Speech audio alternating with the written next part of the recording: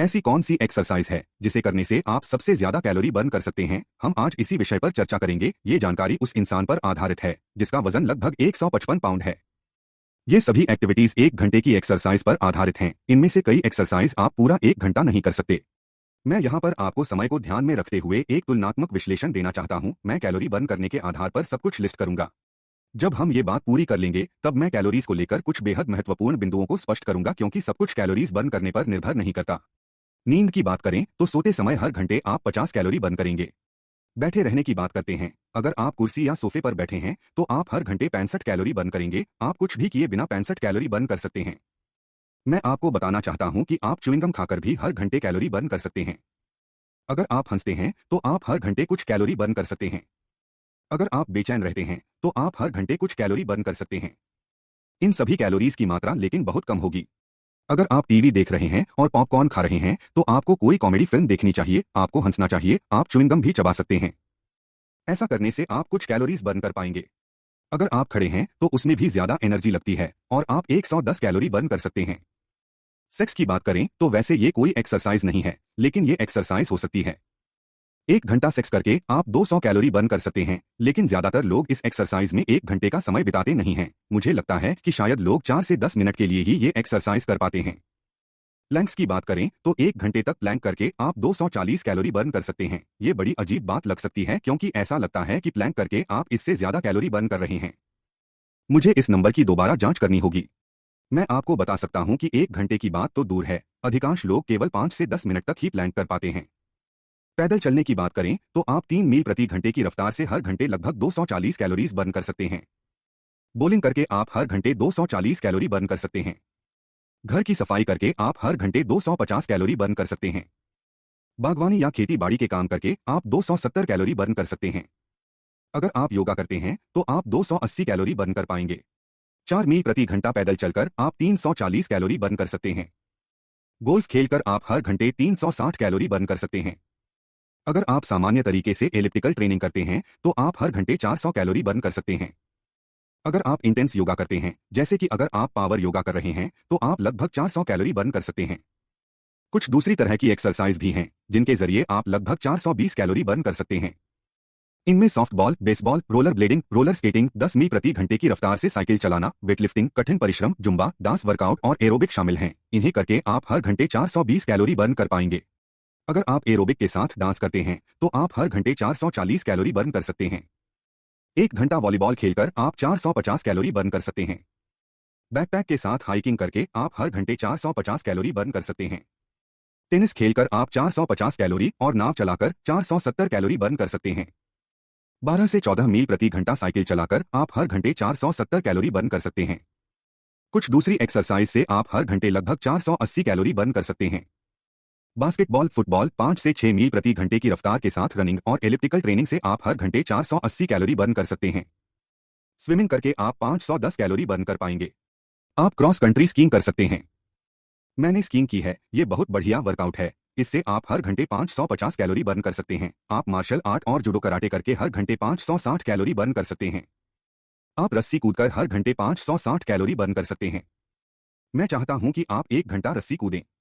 आप अंदर और बाहर रॉक क्लाइंबिंग कर सकते हैं। इससे आप 570 कैलोरी प्रति घंटा बर्न कर पाएंगे। ये इस बात पर निर्भर करेगा कि आप रॉक क्लाइंबिंग करते समय कितनी बार ब्रेक लेते हैं।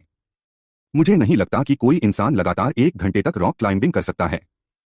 नाव चलाकर आप हर घंटे 570 कैलोरी बर्न करेंगे। किक बॉक्सिंग से आप 580 कैलोरी बर्न करेंगे।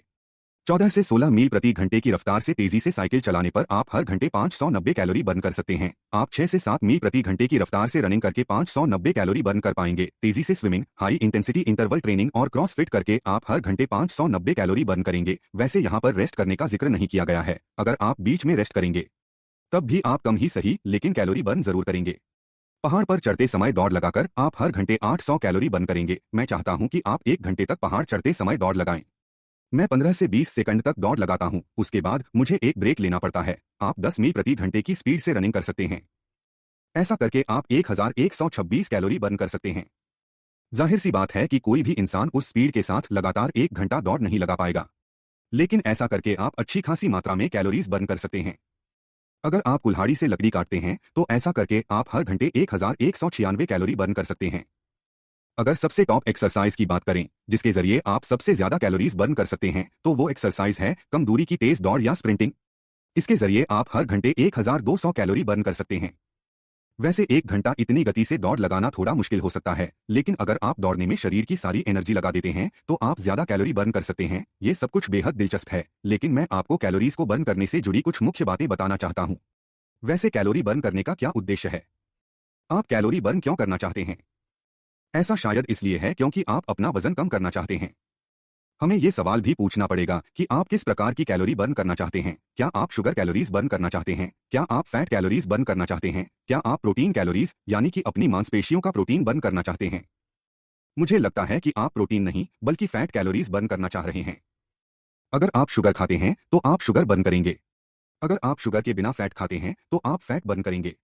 जब आपका शरीर खुद का प्रोटीन यानी कि आपकी मांसपेशियां बर्न करना शुरू करता है तो वो एक ऐसी सिचुएशन होती है जहां शायद आप जरूरत से ज्यादा कसरत कर रहे होते हैं। शायद आप नींद नहीं ले रहे हैं, शायद आप प्रोलोंग फास्टिंग कर रहे हैं। इसके अलावा शायद आपका ग्लाइकोजन रिजर्व खत्म होने के साथ ही आपका फैट रिजर्व भी खत्म हो गया है। उसके बाद सबसे आखिर में आपकी मांसपेशियां भी बर्न होने लगती हैं। उस सिचुएशन को भूखमरिया स्टार्वेशन कहते हैं। कुछ ऐसे खिलाड़ी भी हैं जो लंबी दौड़ लगाते हैं। उनकी मांसपेशियों में एट्रोफी होने लगती है क्योंकि उनका शरीर बहुत ज्यादा एनर्जी पैदा करने लगता है और बहुत ज्यादा कैलोरी बर्न करने लगता है। उस वजह से ज्यादा मांसपेशियों को बनाए रखना बहुत मुश्किल हो जाता है। अगर आप अपनी इंटेंसिटी बहुत ज्यादा रखेंगे और समय अवधि बढ़ाएंगे तो आपके शरीर में कॉर्टिसोल भी बढ़ने लगेगा। कॉर्टिसोल आपकी मांसपेशियों को नष्ट कर देता है। इसलिए जब हम कैलोरीज की बात करते हैं तो यह बेहद महत्वपूर्ण है कि आप जरूरत से ज्यादा एक्सरसाइज ना करें। चलिए देखते हैं कि एक्सरसाइज करते समय आपके सेल्स के अंदर क्या चलता रहता है। उस स्थिति में आपका शरीर माइटोकॉन्ड्रिया नाम की मशीन के जरिए एनर्जी प्राप्त करता है। आपका शरीर जितनी मात्रा में कैलोरी बर्न करेगा वो इस बात पर निर्भर करेगा कि आपका माइटोकॉन्ड्रिया कितना स्वस्थ है। आपको कैसे पता चलेगा कि आपका माइटोकॉन्ड्रिया स्वस्थ है? उसके लिए आपको अपनी एनर्जी पर गौर करना होगा। आपको देखना होगा कि आप में कितनी एनर्जी है। क्या आप एक्सरसाइज कर सकते हैं और क्या आपके पास ज्यादा ताकत है? क्या एक्सरसाइज करने के बाद भी आपके शरीर में एनर्जी बची रहती है? कुछ दवाएं माइटोकॉन्ड्रिया को नष्ट कर सकती हैं, जैसे कि स्टेटिन ड्रग्स जो कोलेस्ट्रॉल को ब्लॉक करते हैं। ऐसा इसलिए है क्योंकि ये ड्रग लेने से आपके शरीर का एक बेहद महत्वपूर्ण न्यूट्रिएंट खत्म होने लगता है। आपके माइटोकॉन्ड्रिया को एनर्जी बनाने के लिए इसकी जरूरत पड़ती है। इस न्यूट्रिएंट का नाम है कोएंजाइम Q10। L-कार्निटीन भी आपकी मदद करता है। ऐसी बहुत सारी चीजें हैं जो माइटोकॉन्ड्रिया की संख्या बढ़ाने में मदद कर सकती हैं। कसरत करने से इनकी संख्या बढ़ सकती है, लेकिन आपको ध्यान देना होगा कि आप कसरत करने के बीच रेस्ट भी कर रहे हैं और आप पूरी तरह रिकवर भी कर रहे हैं। थायराइड की अच्छी सेहत माइटोकॉन्ड्रिया की संख्या को बढ़ा सकती है। अपनी मांसपेशियों को बढ़ाने पर आपके माइटोकॉन्ड्रिया की संख्या भी बढ़ने लगेगी। इसीलिए यह महत्वपूर्ण है कि अगर आप अपने मेटाबॉलिज्म में सुधार करना चाहते हैं तो आपको अपनी मांसपेशियों में पर्याप्त वृद्धि करने पर ध्यान देना होगा। कुछ लोग ओजेम्पिक इंजेक्शन भी लेते हैं। इसके इस्तेमाल से लोगों का वजन तो कम हो जाता है, लेकिन इसके साइड इफेक्ट के कारण उनकी मांसपेशियां नष्ट होने लगती हैं। कभी कभार लोग सोचते हैं कि वे इस मेडिसिन को सारी जिंदगी ले सकते हैं। ऐसी गलती कभी ना करें। आपका वजन कम होने लगता है और फिर अचानक आपका माइटोकॉन्ड्रिया भी नष्ट हो जाता है। इंटरमिटेंट फास्टिंग करके भी आप माइटोकॉन्ड्रिया की संख्या ज्यादा बढ़ा सकते हैं। मैं आपको एक बात बताना चाहता हूं। एक बहुत बढ़िया टेस्ट है जो माइटोकॉन्ड्रिया की स्थिति की जानकारी दे सकता है। इस टेस्ट को मेटाबोलोमिक्स कहते हैं। इससे आपको पता चल जाएगा कि क्या माइटोकॉन्ड्रिया को पर्याप्त ईंधन मिल रहा है या नहीं मिल रहा। खासकर अगर आप कसरत कर रहे हैं तो ये बेहद महत्वपूर्ण है कि आप मशीन में डालने के लिए पर्याप्त ईंधन प्राप्त कर रहे हैं। माइटोकॉन्ड्रिया के लिए सबसे अच्छा ईंधन मीट है। मीट में सभी तरह के cofactors, B vitamins, trace minerals और सबसे ज्यादा प्रोटीन मौजूद होता है, जिनकी मदद से माइटोकॉन्ड्रिया को भोजन मिलता है और वो ज्यादा मजबूत होने लगता है। कोल्ड थेरेपी या ठंडे पानी से स्नान करना आपके लिए बेहद फायदेमंद साबित हो सकता है, क्योंकि ऐसा करने से आपका माइटोकॉन्ड्रिया बहुत ज्यादा एनर्जी पैदा करने को मजबूर हो जाता है। कुछ आंकड़े दिखाते हैं कि रेस्वेराट्रॉल अतिरिक्त माइटोकॉन्ड्रिया में बढ़ोतरी कर सकता है। अगर आपको इंसुलिन रेजिस्टेंस है, जो प्रॉब्लम लगभग 90% लोगों को होती है, तो उसके कारण आपका माइटोकॉन्ड्रिया खराब हो सकता है। इसके कारण आप ग्लूकोज का इस्तेमाल नहीं कर पाते। अगर आप ग्लूकोज खाते रहेंगे तो आप कीटोन्स बर्न नहीं कर पाएंगे। दूसरे शब्दों में कहें तो फैट बर्निंग शुरू करने के लिए आपको कार्ब खाना कम करना होगा। अगला विषय ग्रोथ हार्मोन है। ग्रोथ हार्मोन इंसुलिन रेजिस्टेंस की प्रॉब्लम को कम करने में मदद कर सकता है। ये मांसपेशियों के विकास में आपकी मदद कर सकता है। ये ज्यादा फैट बर्न करने में आपकी मदद कर सकता है।